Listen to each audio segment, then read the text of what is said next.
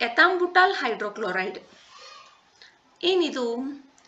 ಇದು ಒಂದು ಕ್ಷಯರೋಗಕ್ಕೆ ಬಳಸುವ ಔಷಧವಾಗಿದ್ದು ಇದು ಇವಾಗ ಏಕೆ ಸುದ್ದಿಯಲ್ಲಿದೆ ಎಂಬುದನ್ನು ತಿಳಿದುಕೊಳ್ಳೋಣ.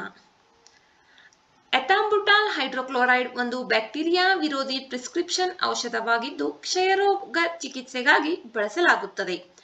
ಭಾರತ ಇತ್ತೀಚೆಗೆ ಚೀನಾ ಮತ್ತು ಥೈಲ್ಯಾಂಡ್ನಿಂದ ಕ್ಷಯರೋಗ ಔಷಧ ಎಥಾಂಬುಟಾಲ್ ಹೈಡ್ರೋಕ್ಲೋರೈಡ್ ಆಮದಿನ ಮೇಲೆ ಡಂಪಿಂಗ್ ವಿರೋಧಿ ತನಿಖೆಯನ್ನ ಆರಂಭಿಸಿದೆ. ಆದ್ದರಿಂದ ಇದು ಸುದ್ದಿಯಲ್ಲಿದೆ.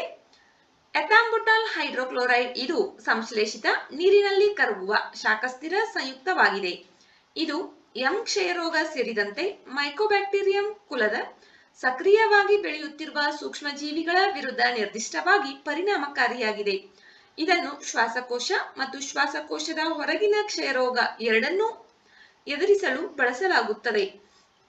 ಎಥಾಂಬುಟಾಲ್ ನಿರ್ದಿಷ್ಟವಾಗಿ ಎಂ ಕ್ಷಯರೋಗದಲ್ಲಿ ಜೀವಕೋಶ ಗೋಡೆಯ ಸಂಶ್ಲೇಷಣೆಯನ್ನ ಗುರಿಯಾಗಿಸಿಕೊಳ್ಳುತ್ತದೆ.